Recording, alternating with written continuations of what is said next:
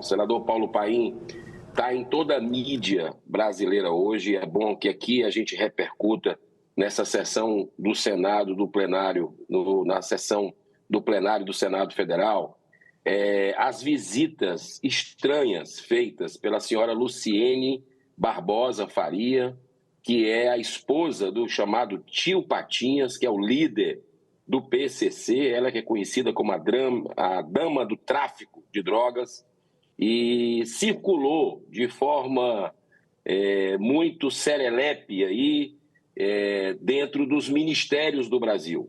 Já neste governo Lula, ela teve 2 vezes no Ministério da Justiça, com a equipe do ministro Dino, e agora acaba de chegar a informação que ela também esteve presente em reunião no Ministério dos Direitos Humanos, com a coordenadora daquela pasta, né? Então, eu fico extremamente preocupado com isso, porque nós estamos vendo a violência explodir no Brasil, né? E eu sempre aprendi, onde tem fumaça, tem fogo, né? Ou então o fogo estava há pouco tempo atrás, né? E o ministro, ele tem muito a explicar, especialmente o ministro Flávio Dino. Nós, inclusive, já assinamos o requerimento do senador Jorge Seife para uma convocação dele para prestar esclarecimentos na Comissão de Segurança Pública, porque nós estamos vendo aí uma redução de recursos para essa área importante de segurança. O povo brasileiro está apavorado, né, com a violência se multiplicando. As imagens que foram apagadas no dia 8 e 9 de janeiro, o ministro Dino desrespeitando o parlamento e, por consequência, o povo brasileiro não entregando as imagens, né?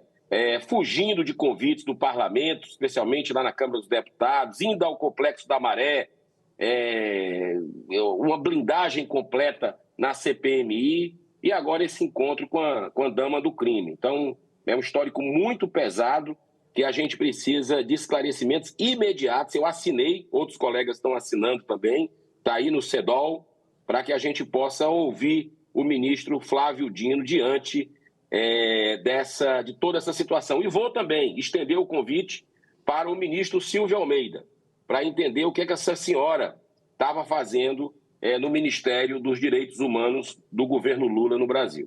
Mas, presidente, eu queria falar hoje, especialmente sobre o que está acontecendo na Venezuela, né, que também uma ditadura amiga, né, o Maduro, que é um ditador sanguinário que tem relações com o presidente Lula. Eu não posso deixar de falar sobre o que aconteceu lá, né? As pessoas estão muito voltadas para outros assuntos, guerras, que deixam o coração da gente realmente abalado, né? O que nós estamos vendo lá em Israel, com essa situação toda criada pelo Hamas, um grupo terrorista, mas nós estamos vendo aqui ao lado, os nossos irmãos venezuelanos, algo estarrecedor, né? Eu sempre tenho usado a tribuna do Senado para falar sobre o abuso de autoridade cometido por ministro do Supremo Tribunal Federal do Brasil, que está acontecendo uma insegurança jurídica sem precedentes na história.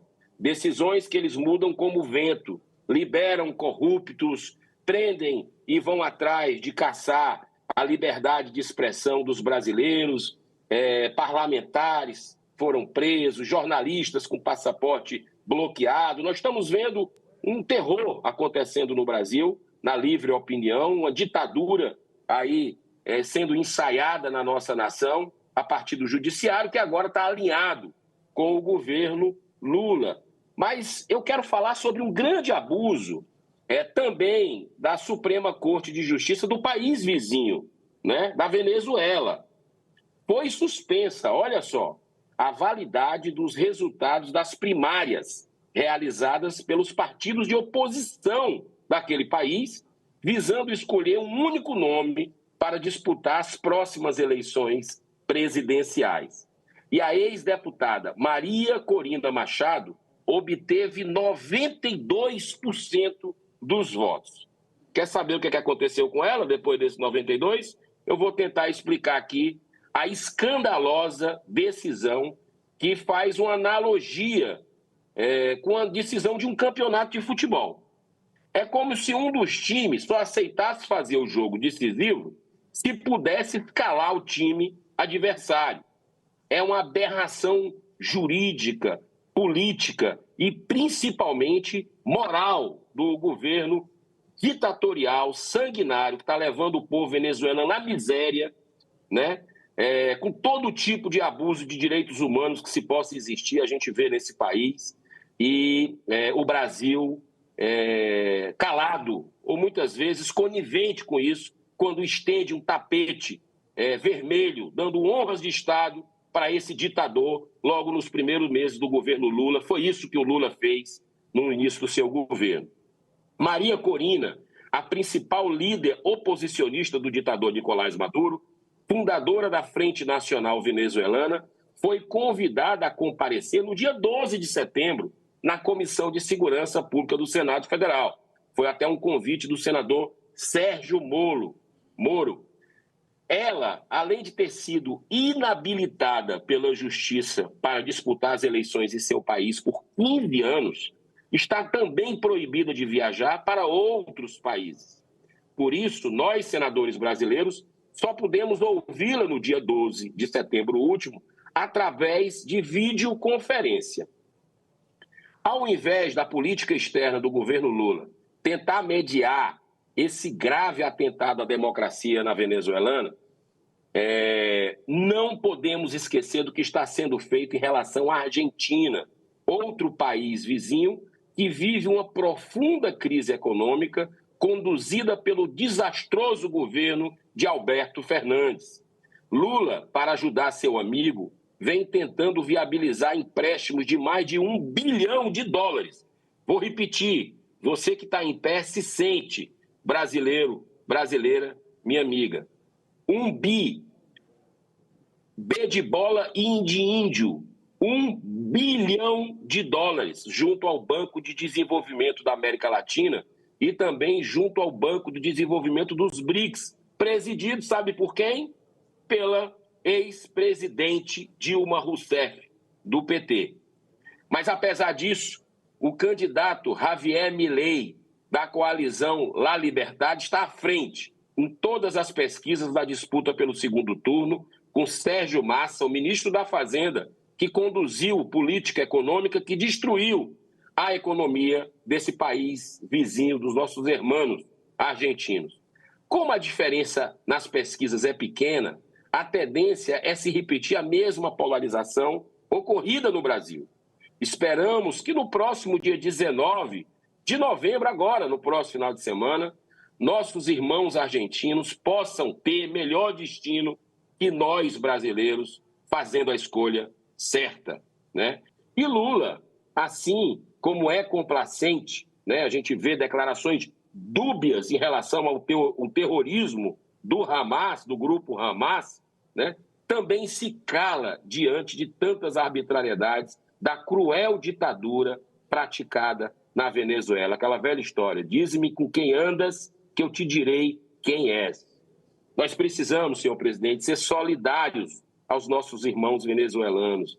Isso é humanidade, é direitos humanos, porque existe um paralelo com o que temos assistido no Brasil, com as ações abusivas dos tribunais superiores, em consonância com os interesses do atual governo federal. Algo semelhante se deu nas últimas eleições presidenciais, quando o TSE se comportou como um verdadeiro partido político, beneficiando explicitamente apenas um lado ideológico. Você lembra? Nós não podíamos dizer que Lula era a favor de aborto, Lula era a favor de drogas, Lula era amigo do Maduro, Lula era amigo do Daniel Ortega. Tudo isso era censurado, censura prévia, algo que a gente não via desde a época da ditadura acontecendo no Brasil para beneficiar um candidato, né? A parcialidade ficou explícita quando um dos ministros declara publicamente que eles derrotaram o bolsonarismo, o atual presidente do STF, no evento da UNE, no evento político da UNE. Isso até rendeu um pedido de impeachment dele, mais um, né? Tem vários aí, tem 60 engavetados.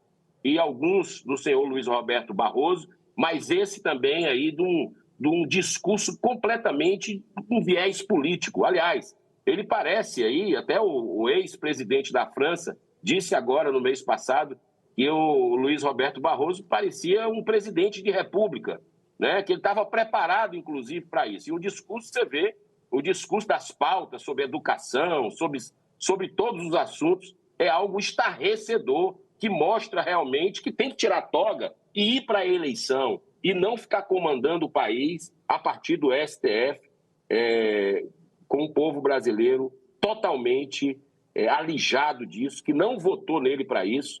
E por isso nós temos hoje uma ditadura do judiciário, um poder que está esmagando os demais poderes, mas que finalmente um sopro de esperança a partir do Senado Federal, o presidente Rodrigo Pacheco, com a PEC antidrogas, com a PEC das decisões monocráticas, que deve estar na pauta nas próximas sessões, e outras posturas que fazem com que o Senado se aproxime da população, mostrando que existe ainda a harmonia e a separação de poderes no Brasil.